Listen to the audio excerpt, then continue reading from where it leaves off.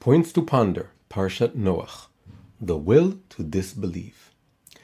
According to the Midrash, the Tower of Babel was built for purely practical reasons.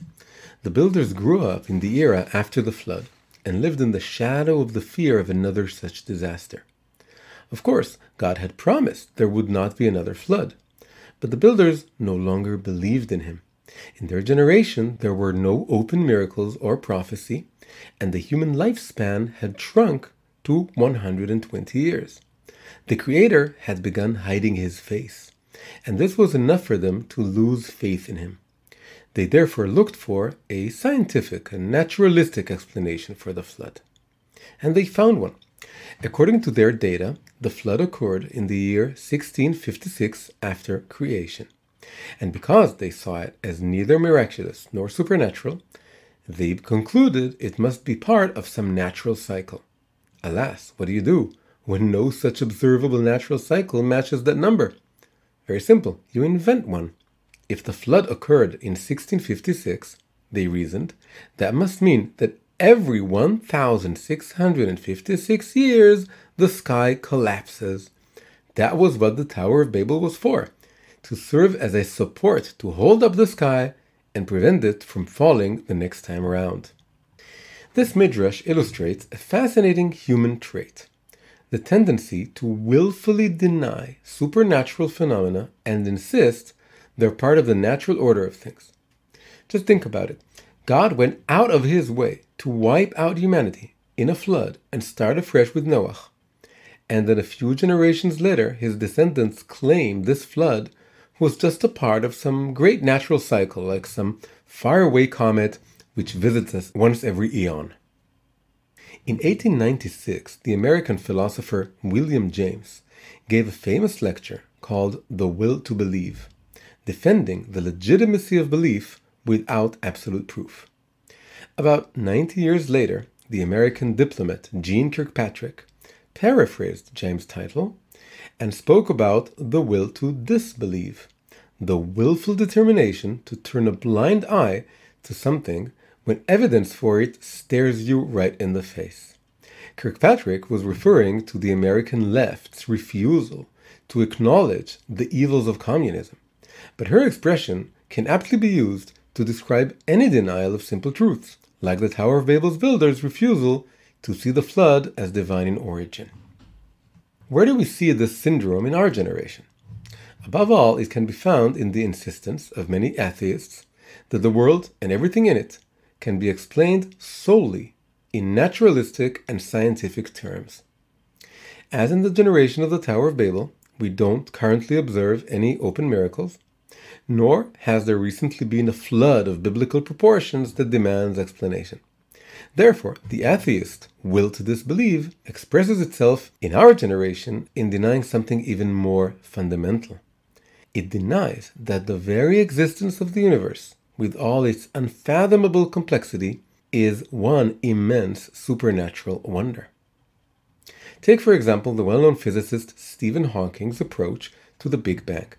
For years, science insisted that the universe had no beginning in time. Then, in the middle of the 20th century, evidence was suddenly found that it did. But instead of regarding this as strengthening the claim that the world was created, Hawking used it to do the opposite, to portray the universe as a completely closed, independent system, a kind of self-contained four-dimensional sphere. Another example is the well-known television series Cosmos, written and presented by American astrophysicist Carl Sagan. Sagan opened the series with the words, "The cosmos is all that is, or ever was, or ever will be." Sagan was trying to state a tautology, that is, a statement that is necessarily always true and inarguable. It would have worked had he spoken of something like the entirety of existence. That is a broader expression that could include things beyond nature. But because he spoke specifically of the cosmos, that is, the physical universe, he a priori ruled out the possibility of anything existing beyond it. But the strongest contemporary example of the atheistic will to disbelieve is the reaction of many scientists, such as Sagan's successor, Neil deGrasse Tyson, to what has become an indisputable fact: the fine-tuning of the universe, the fact that the laws of nature are exactly tailored to enable life in the universe to exist. If any one factor in nature, for example, the force of gravity or the charge of the electron, were even a tiny bit different, life on our planet, or even our planet itself, could not exist. On the face of it, here is an overwhelming piece of evidence that the universe was fashioned by an intelligent designer. Furthermore, it is evidence that cannot be explained away by something like the theory of evolution, for the simple reason that the universe is not another organism living within a certain environment. It is the totality of environment itself. Evolution won't work here. But never underestimate the power of the will to disbelieve. Just as the builders of the Tower of Babel invented an imaginary cycle of floods so as to deny the miraculous, so too atheists have recruited imaginary entities in order to deny the idea of a creator, even outdoing their predecessors. If our universe is fine-tuned in such a way as to make life possible, they reasoned, it must be part of an infinite continuum of universes, each with its own slightly different laws of nature. It follows that the fine-tuning of the universe is not a wonder. Our universe is simply the only one in which there's someone around to notice it. Where are these infinite universes, you may ask? Here comes the best part. The other universes are completely parallel to ours, and so will never come into contact with it. We simply have to, well, believe they exist. It is easy to see just how ridiculous this solution is to the problem of fine-tuning. Instead of positing the existence of one hidden variable, an intelligent designer, it conjures up an infinite number of them, similar to the pantheon of other gods which ancient idolaters turn to in their attempt to shun the one creator.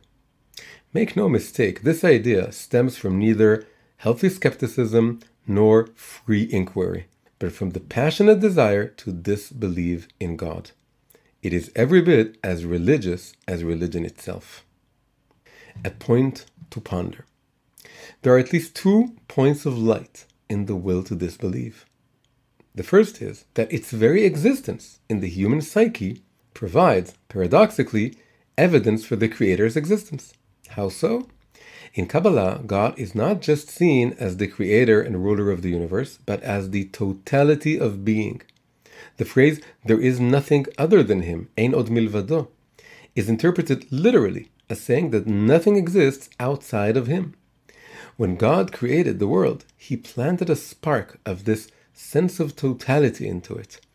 This spark is the root of the illusion that there's nothing beyond the physical universe. The second point of light is that the will to disbelieve reminds us of the power of choice and will in shaping our picture of the world. It seems that when we seriously want to believe in something, it becomes true for us.